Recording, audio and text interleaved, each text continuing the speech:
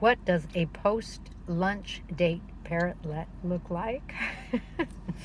Hi, I'm Kaylin, the author of The Parrotlet Bond.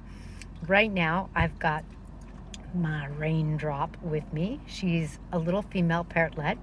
You can tell she's female because there's no blue line on her wing and there's no dark blue on her back. And we just went to my mom's for lunch, a family lunch, and actually Raindrop didn't eat a whole lot.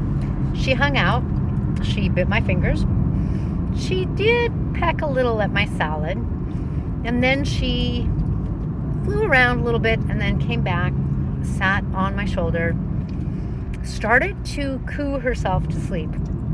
If you have lovebirds or parrotlets, they're the ones I've heard this in. I'm sure other parrots do this as well, but I've only heard it particularly in them. They just kind of start to go, and it's like they're singing themselves to sleep, like a little lullaby. Very cute. So she did that, and then she twisted her head the way they do back into her back and put her beak into her back and just cuddled up and was taking a rest. And now we're just on the ride home, and she's just calm as a cucumber, hanging out, taking a ride home, being very sweet. While I have you, we're going to also talk about what you do if you have a parrotlet, because we got this question, who wasn't hand-fed. That's interesting to me because I thought parrotlets always were, but wasn't hand-fed and therefore isn't terribly tame. If you're trying to tame a parrotlet, whether they're hand-fed or not, some of the same things are still going to apply. Now, with a parrotlet that isn't hand-fed, I think they can be tamed, but I do think it's harder. So the first thing you need is a lot of patience. One of the most important things is to do your best to have the parrot come to you. That's, of course, the exact opposite of what they want to do. So how do you get them to come to you? One way to do it is clip their wings.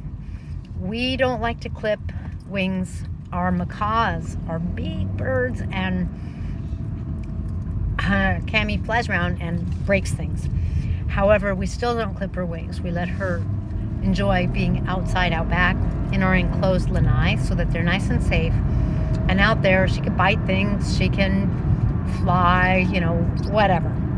So we really try not to clip, right, sweetie? But we do when we need to.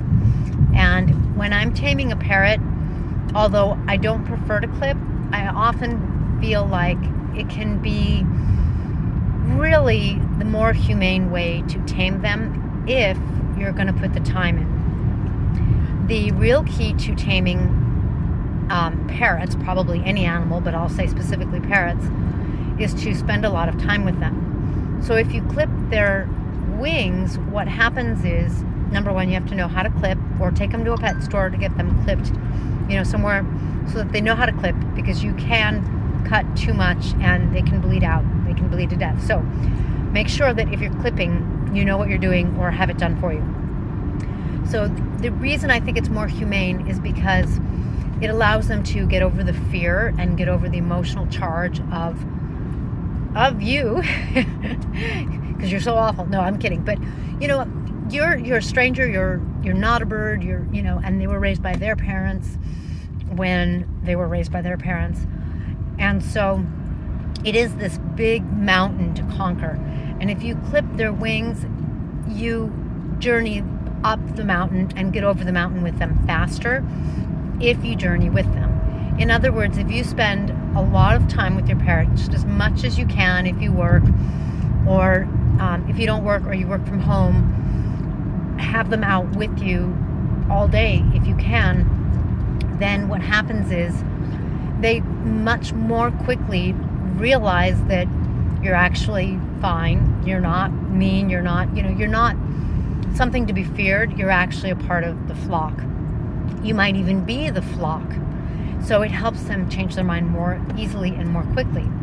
The other thing that I would do is I would make sure not to have seeds in my parrot's cage even a parrotlet.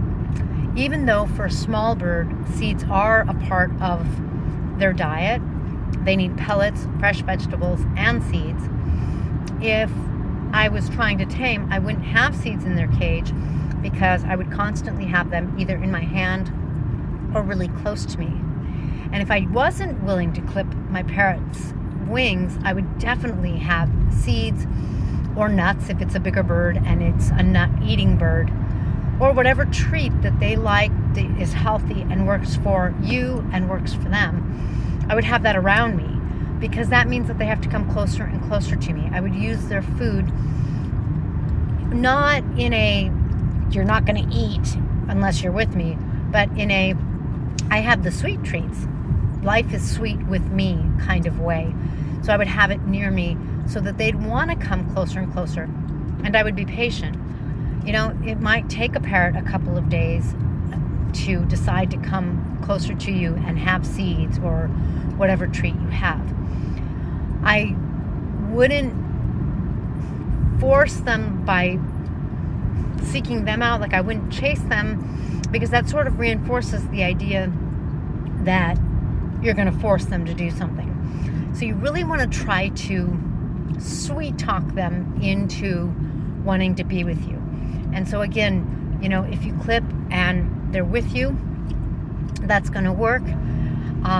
For example, Raindrop, actually, she is a little clipped because I was spending time with her, and when I'm in rooms other than the room she's in, there are other parrots, there are bigger parrots, and I don't want her to get hurt.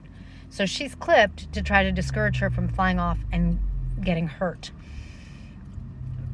However, you know, she was hand-fed, so it's different. But do what you can. Kind of see what works for you. See how it is that you can sweet talk your parrot into wanting to be around you. Give them a couple of days to be in the same room with you. Don't have their cage in that room with you. Make sure it's neutral ground. You know, their cage isn't there, and I mean, you don't have a cage, but in other words, it's a room, like a living room or a family room, that is neutral, because they know that, even though, you know, I mean, they know. So then give them a couple of days, have a perch, have toys, have things so that they have a good experience, and so that just being in your proximity, just being in the same room with you is positive, and then you can bring you and the bird closer and closer.